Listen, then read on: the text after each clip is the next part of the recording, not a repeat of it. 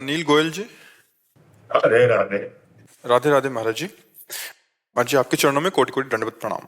महाराज जी, सांसारिक सुखों का परिणाम तुरंत आ जाता है, जैसे समोसा जलेबी खाने का, काम क्रीड़ा का, नहीं परंतु नहीं, नाम संसार नाम नहीं। जप का सुख आनंद बहुत देर तक नहीं आता महाराज जी। यद तज्ञे अमृतोपमम परिणामे विस्मयु तत्सुखम राजसम स्मृतम। जिसकी शुरुआत अमृत जैसी लगे उसका परिणाम विष होगा, और वो राजसिक तमोगुणी ये सब संसार की वस्तुएं हैं। अच्छा, अगर सुख मिला जैसे समोसा का, फिर कभी समोसा की मांग ना हो तो माने कि सुख मिला, ऐसा होता है। बार बार होती इसका मतलब सुख नहीं मिला, केवल सुखाभास था। है। सुखाभास मतलब सुखाभास जहां सुख है नहीं, केवल सुख की बात लगती है। जैसे कुत्ता हड्डी लेकर के एकांत में भागता है कि दूसरा कुत्ता छीन न ले, मेरा सुख है, और चबाता है तो उसके गलफरों से खून निकलता है, तो वो देख देख कर आनंदित होता है, फिर चबा रहा है, तो उसका भ्रम ही है ना। ऐसे ही मेरी रसेंद्री अगर बिगड़ जाए और कोई पदार्थ हमें सुख दे दे, तो आप हमें बताओ, हमारी जबान बुखार के बाद जब बिगड़ जाती है तो खीर भी कड़वी लगती है। कौन सा पदार्थ अच्छा लगता है? बोले कुछ अच्छा नहीं लगता है, हटाओ। बोले बिस्कुट ये वो बोले कुछ नहीं यार, बुखार के कारण जीभ खराब हो गई। मतलब उसमें अगर सुख होता तो मिलता मुझे। मतलब मेरी रसेंद्री में सुख आकर्षण भ्रमात्मक है तो उसमें स्वाद है। अगर मेरी जबान में छाला पड़ जाए तो किसी भी स्वाद में आप विचार करो। हमारी घ्राणेन्द्रिय बिगड़ जाए तो कोई सुगंध हमें नहीं लगेगी। हमारा स्वास्थ्य बिगड़ जाए तो हर भोग, तो सुख का सत्य वस्तु त्रिकाल सत्य होती है। समोसा चटनी खाकर जो सुख मिला तो फिर केवट की तरह कह देना चाहिए भगवान अब कछुनाथ लचाही। ऐसा तो नहीं हुआ, ऐसा नहीं हुआ। इसका मतलब ये भूत के लड्डू है। जैसे स्वपन के लड्डू, स्वपन में सब खाया पिया लेकिन जगह तो कुछ नहीं, 4 घंटा बाद फिर वही मांग। मान लो पेट भर लिया, फिर 4 घंटे गणित लगाया, अब क्या पाया जाए। पूरा जीवन हो गया पाते पाते, आज तक तृप्ति नहीं हुई। क्या सुख है ये सुख है। एक बार केवट ने भगवान के चरण स्पर्श किए, पखाड़ा, तो चिल्ला के कह पड़ा अब कछुनाथ न चाहिए मोरे। ये सुख है, ये सुख है जिसमें ये हो जाए कि अब तृप्त हो गया, अब प्रभु मुझे नहीं चाहिए। कल का चरित्र था, महाराज ययाति देव सुंदरी देवयानी से विवाह किया, और वृषपर्वा की पुत्री शर्मिष्ठा से भी पत्नी का भाव रखा। 3 पुत्र हुए। जब देवयानी ने जाना कि दासी से 3 पुत्र हुए, तब उन्होंने कहा मुझ सुंदरी से तुम्हें तृप्ति नहीं हुई, हमने कहा था इस दासी को कभी सैया पे ना आने देना। अब शुक्राचार्य जी के पास चली गई, उनके पिता थे शुक्राचार्य जी, और शुक्राचार्य जी से साफ दिला दिया ययाति को कि बूढ़े हो जाए और शक्तिहीन हो जाए। महाराज ययाति बूढ़े हो गए। तब देवयानी से कहा तुम्हें होश है, तुमने अपने लिए खतरा मोल ले लिया। जब हम तुम्हारे पति बूढ़े हो गए, किसी काम के नहीं रह गए, तो तुम्हारा जीवन क्या। तो उन्होंने फिर पिताजी से प्रार्थना की, बहुत ध्यान से सुनना। तो उनके पिताजी ने कहा जो पुत्र तुम्हें अपनी जवानी दे दे उससे ले लो। 5 पुत्र थे, जो पुरुजी महाराज थे उनके पुत्रों में। उन्होंने कहा पिता का पूरा अधिकार है हमारे जीवन पर, और मैं अपनी आयु देता हूं। 1000 वर्ष अपने पुत्र की जवानी से भोग भोगा, तब उनको घृणा पैदा हुई इस बात से कि तृप्ति ही नहीं हो रही। तब उन्होंने कहा एक पुरुष को संसार के सब भोग दे दिए जाएं जो भगवान से विमुख है, तो भी उसे तृप्ति नहीं हो सकती। सुख तो भगवान सुख सिंधु के नाम में, रूप में, लीला में धाम है, जो हम प्राप्त करके ऐसा लगने लगता है कि अब कुछ नहीं चाहिए, हृदय से आने लगा कुछ नहीं। ये सब घृणास्पद दिखाई देते हैं। कौन सुख अच्छा बताओ अच्छा है? जबान में मिठाई खाओ और तुरंत उल्टी कर दो, फिर देखने लायक नहीं रहेगी। और अगर पेट में रुक गई तो ऐसी गंदी चीज निकलेगी पूछो मत। मल बढ़िया जूस पियो, थोड़ी देर में पेशाब बंद करके गंदा निकल जाए। ये फैक्ट्री है मलमूत्र बनाने की। अच्छा, भोग में कौन से सुख? वही मलमूत्र के द्वार है। कौन सी ऐसी बात है जो सुख वाली है?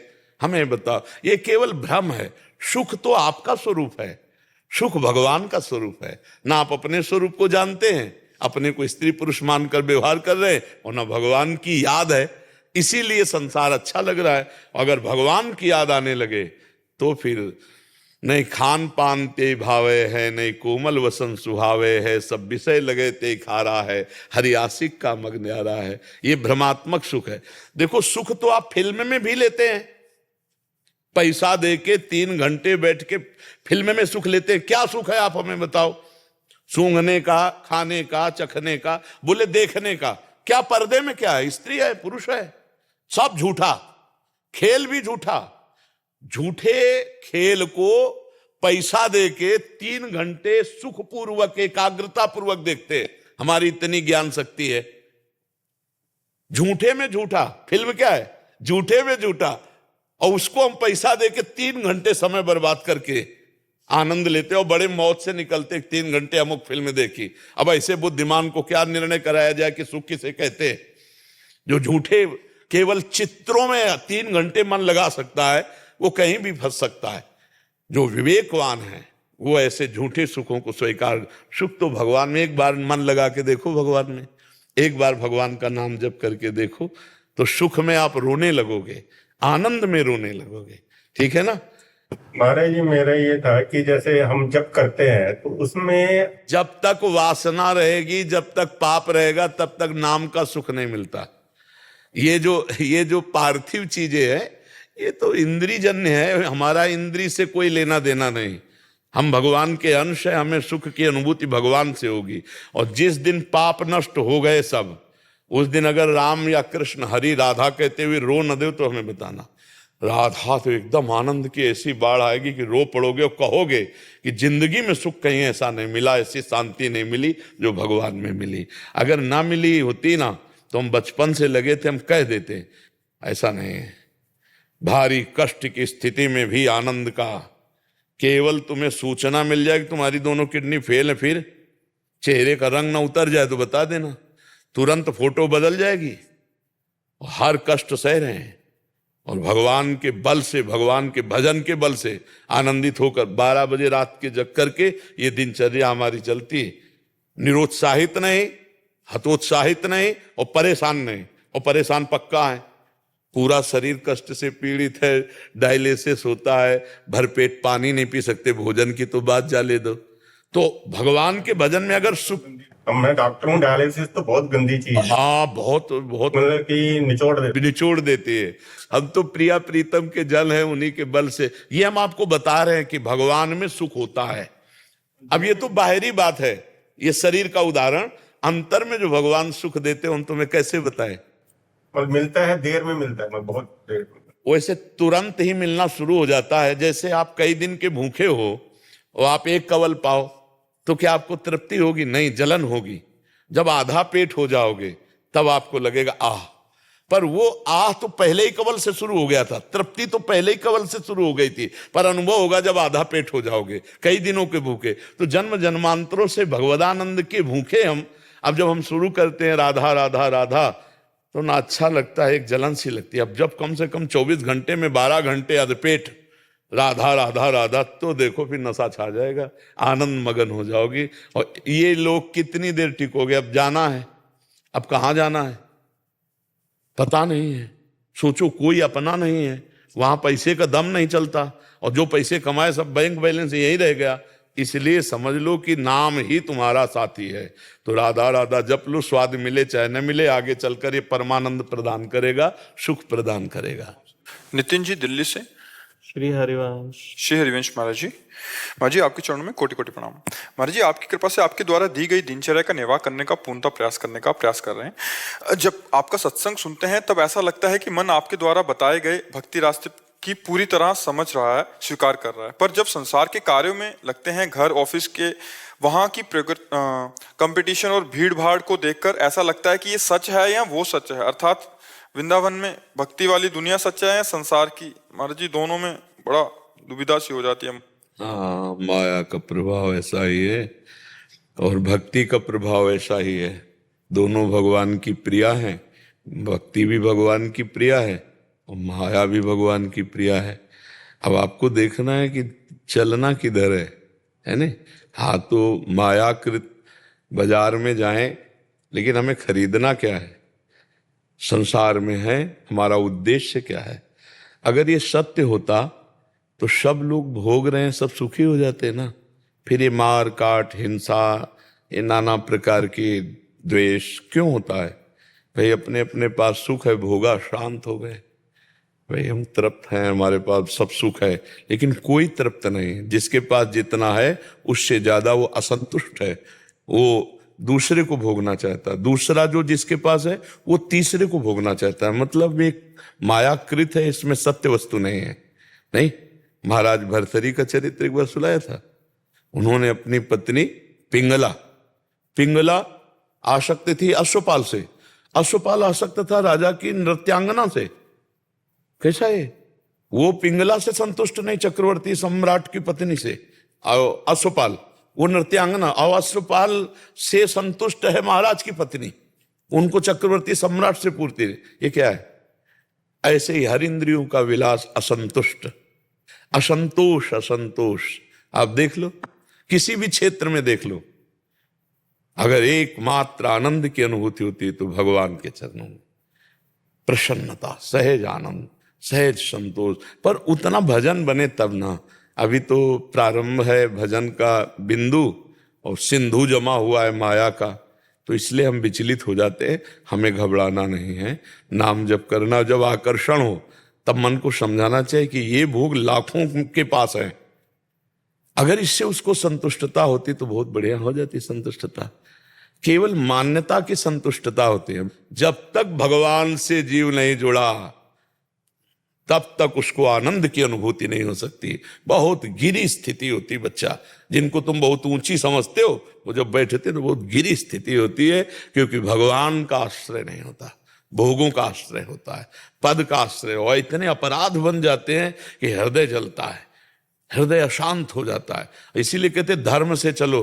अगर राम राम जपाए, हरि हरि जपाए, धर्म से चले हो, दूसरों को सुख पहुंचाया, निर्दोष को बचाया है और दोषियों को दंड दिया है, तो वही तुम्हारे लड़के बच्चे बहुत पदाधिकारी बनेंगे, बहुत अच्छे बनेंगे। अब ये भाषा कब समझ में आएगी?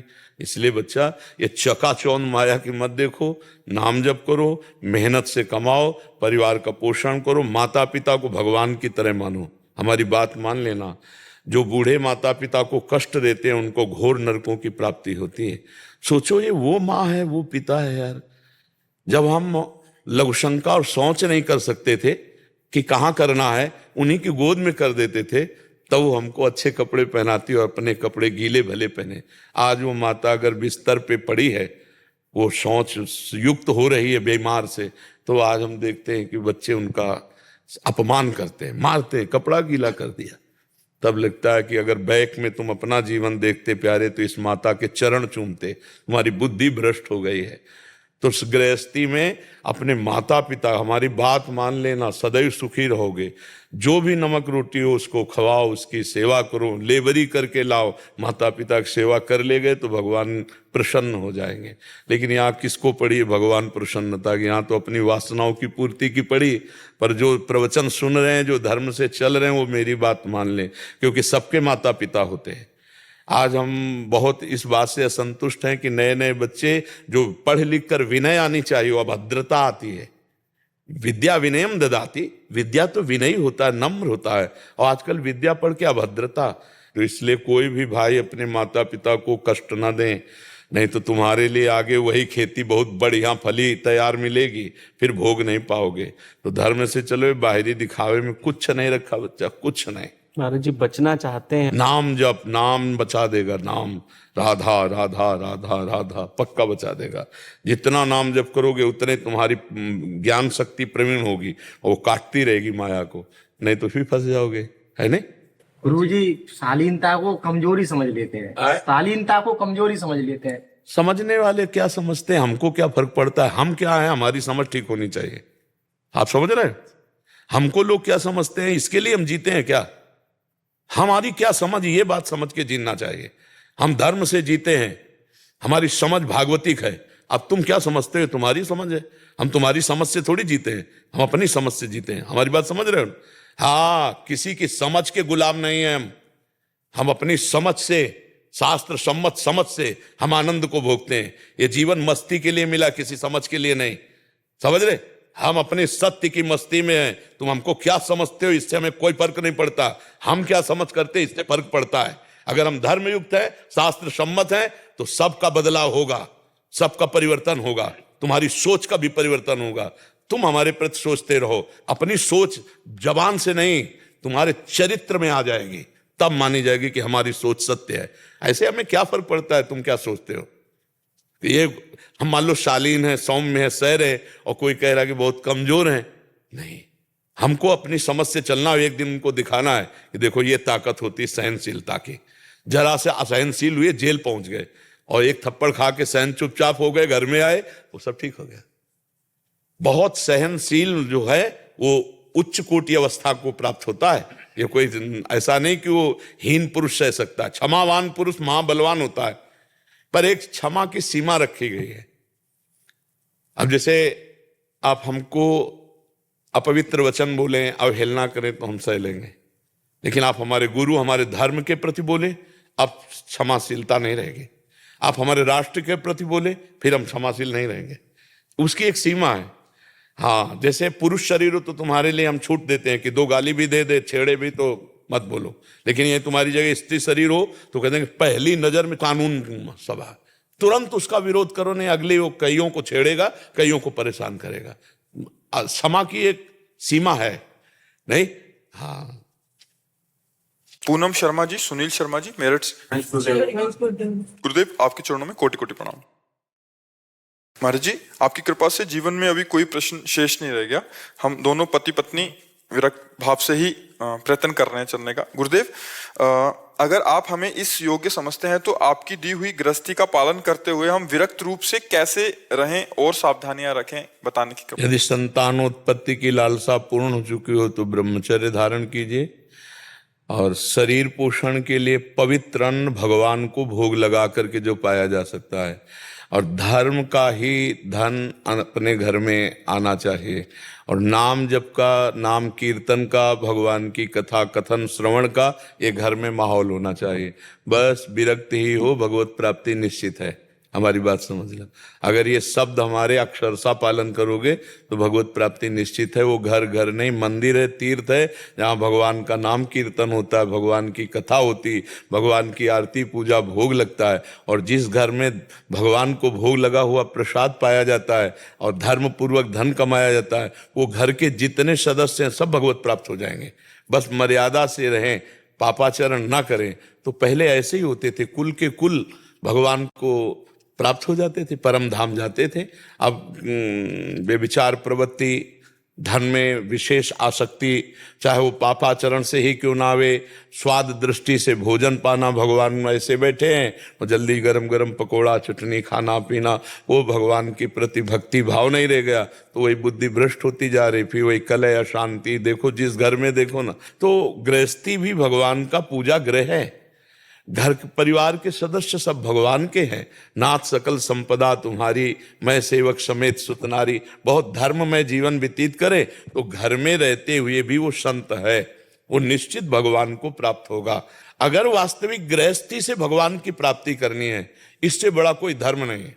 गृहस्थ धर्म से संत महात्माओं का भरण पोषण गृहस्थ से होता है। बड़े बड़े परमहंस भिक्षा मांगते हैं गृहस्थ के यहाँ, पैदा होते हैं गृहस्थ के यहाँ। और गृहस्थ यदि स्वयं नाम जप करता है और नाम जापक संतों की, भक्तों की सेवा करता है और अपने परिवार में अधर्म का आचरण और अधर्म का धन नहीं आने देता, वो महात्मा ही है। वो घर उसका तीर्थ ही है। जिस घर में नाम कीर्तन हो रहा, भगवत चर्चा हो रही, वो तीर्थ ही है। तो आप अपने धर्म से चलो। वैराग्य वेश बदलने की जरूरत नहीं, उद्देश्य बदलने की जरूरत है। अगर हमारा उद्देश्य बदल गया तो सब ठीक हो जाएगा। धर्म शास्त्रों का जो कथन है वो जगत मंगल के लिए है। भूरिदा जना, वो बड़े दानी कहे गए हैं जो भगवान की चर्चा करते हैं, लेकिन भगवान की चर्चा सिर्फ भगवान के लिए, धर्म की चर्चा धर्म के लिए, धर्माचरण दिखावे के लिए पाखंड नहीं है, दम्भ नहीं है। भरोसा जिस कोटि का लिया है उसी कोटि का व्यवहार भगवान करते हैं। वो अनंत ब्रह्मांडों का पालन पोषण कर रहे हैं, भक्त का अपने नहीं करेंगे, शरणागत का नहीं करेंगे।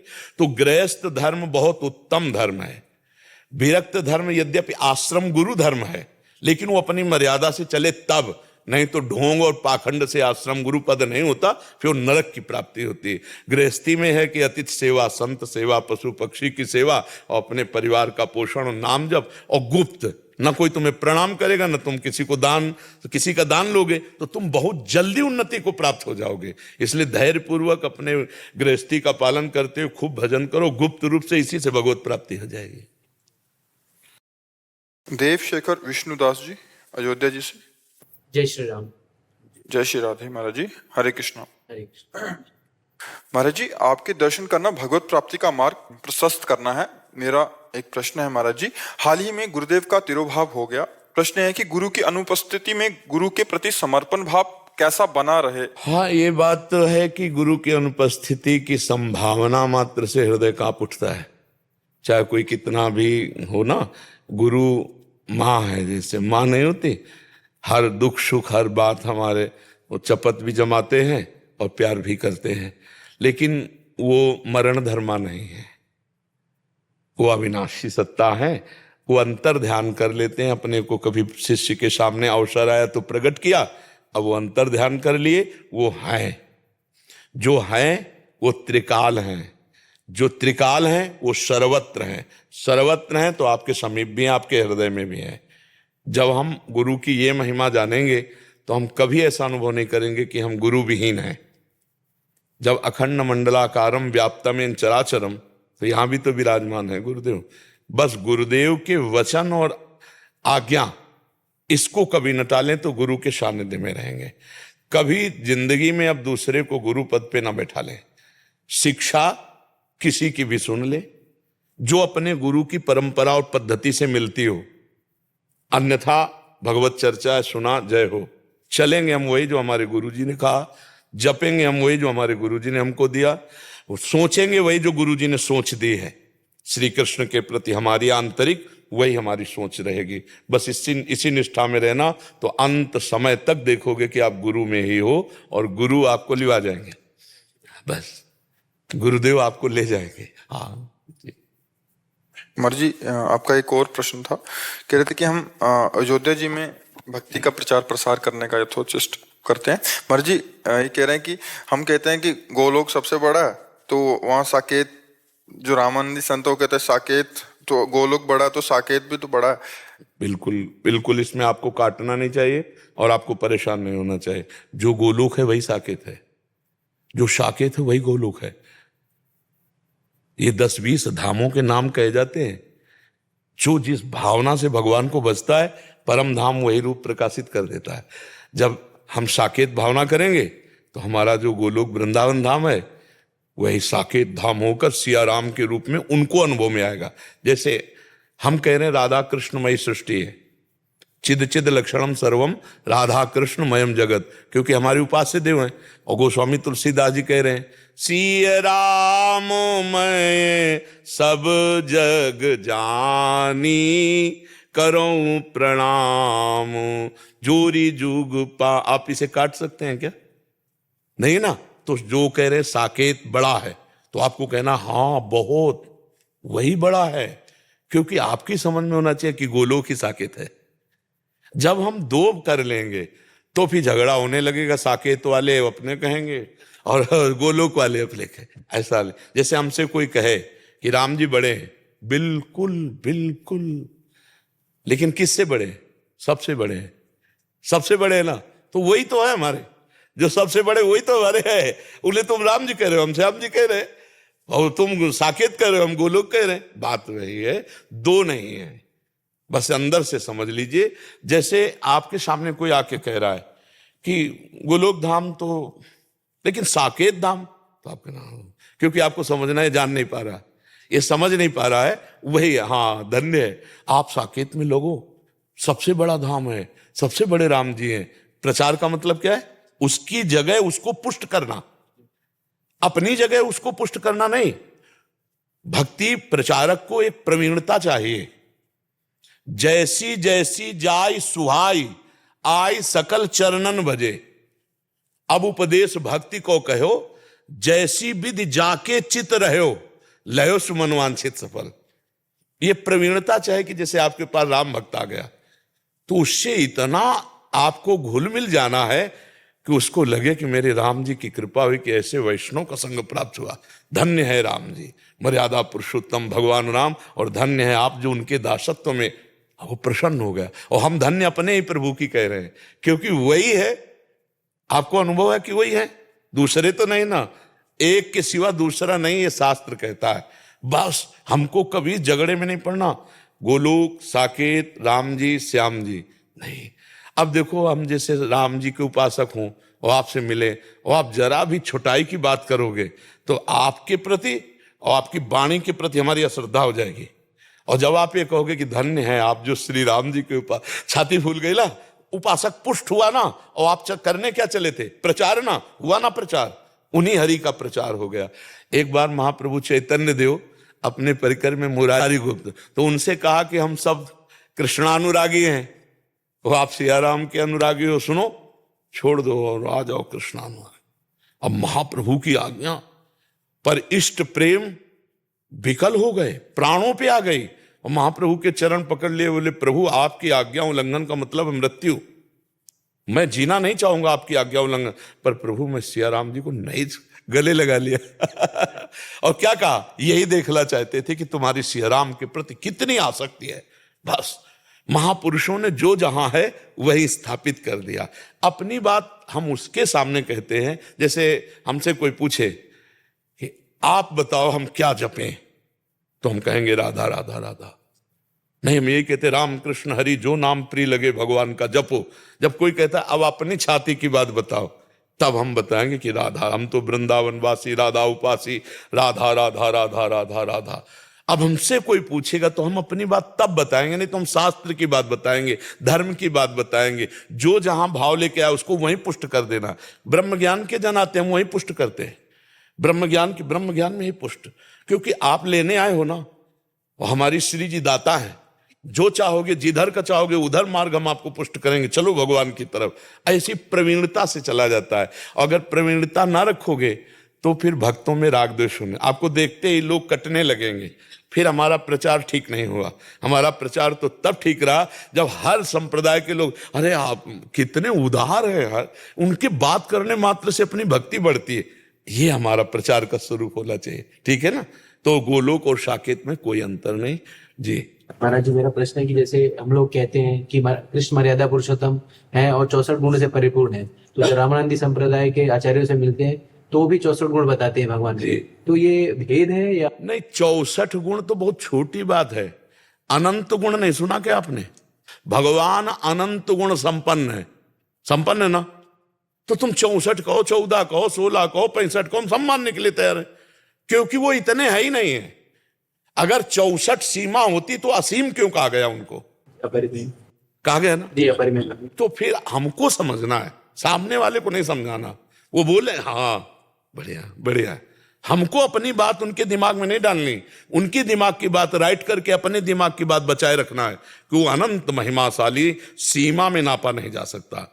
गुणों की सीमा नाप ली तो तुम भगवान को कैसे, अजित को कैसे जीत पाओगे?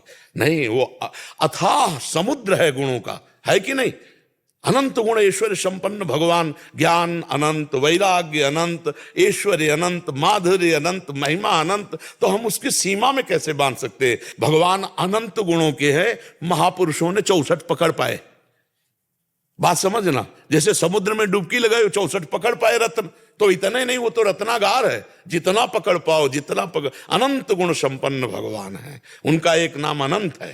तो बस फिर हमको समझता, प्रवीणता भक्ति की तभी बचाए रखेंगे जब हम नाम निरंतर जब करते हुए अपने प्रभु से जुड़े रहेंगे। तो अंदर वो फेंकते रहते ज्ञान की वृत्तियां, वो कहीं फंसने नहीं देती, और बराबर काटते हुए सबका मंगल करते हुए निकल जाता है भक्त, कहीं फंसता नहीं। ये जो लड़ाई झगड़ा होता है ना संप्रदायवाद का, ये भगत नहीं है।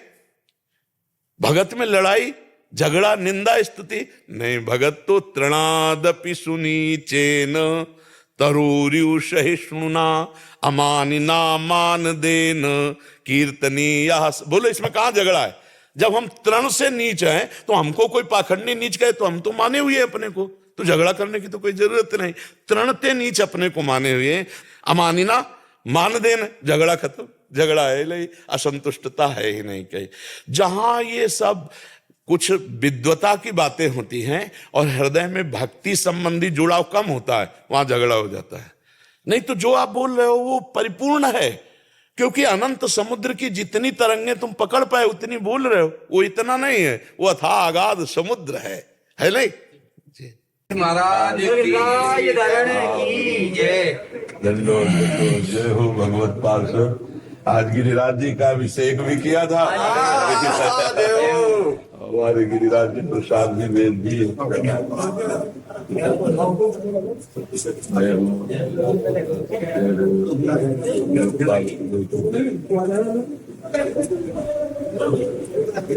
माला प्रसादी की अमनिया है ना, अमनिया से गिरिराज उसमें धारण करवा दिया। और ऐसे ये जय हो मेरे गिरिराज श्री महाराज की जय। और लाओ सब ब्रजवासियों को दुपट्टा पहना, ग्वाल मंडली ठाकुर जी नंद के लाला की जय। बोल श्री राधे। बाबा या चौखट पे ब्रजवासी इनका दिल खो गया और प्रेमानंद बाबा हमारा हो गया, प्रेमानंद बाबा हमारा हो गया। नंदगांव के सर्कल के उनको भी पहनाओ दुपट्टा। ये सब ठाकुर जी के हमारे जन है, हमारे घर के रिश्तेदार। प्रिया प्रीतम के आप सब हैं, प्रिया प्रीतम के रिश्तेदार तो है, जीजाऊ लगे। गिरिराज जी को और नंदलाला को एक संग मिलन भयो, एक ही है, अलग रूप अनेकों। श्री कृष्ण रूप ही गिरिराज जी है। जिस समय नंद बाबा भोग लगाए ना, तो लाला भोग लगाने में भी था और भोग पाने में भी लाला था। एक रूप से बजाता है, दूसरा रहे बजाओ सहस्त्र बजा फैलाए के और मांग मांग के खाए। बाबा तोते तो ऐसी प्रीत लग गई है कि जब तक सुबह के दर्शन ना होवे ना, दिन बढ़िया ना जावे। आप ब्रजवासियों का अपनापन यही है। हमारे प्रिया प्रीतम प्रसन्न कैसे पता चलता है? आप ब्रजवासियों से पता चल। जब नंदगांव बरसाना गिरिराज के ब्रजवासी कहते हैं बाबा जी मेरो, तो मुझे लगता है प्रिया प्रीतम बोल रहे हैं इनके मुख से मेरा।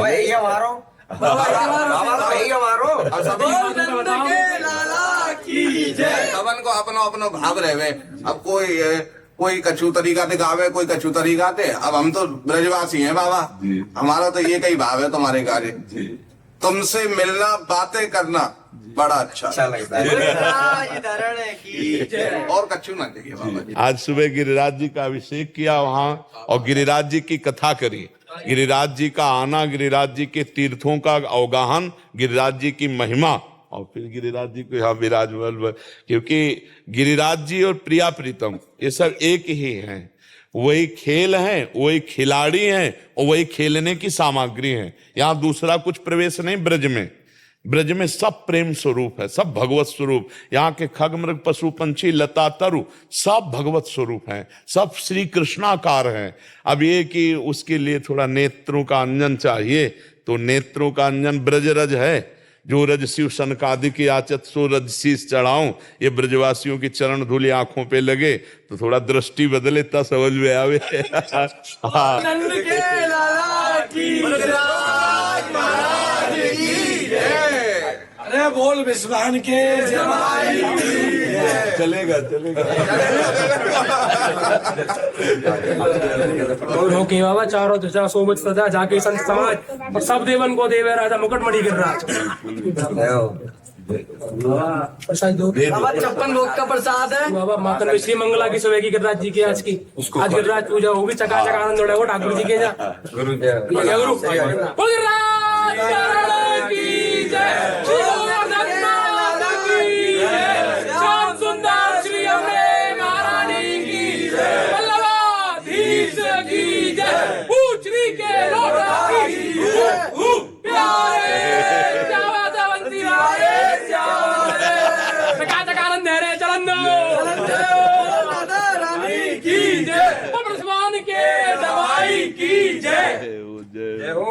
बाबा के लाला की जय, लाला के बाबा की जय, बाबा लाला दोनों की जय। आगे का कोई भी पीढ़ी नहीं बचता। 10-15 साल के बाद यहाँ पे कुछ फसल भी नहीं आता।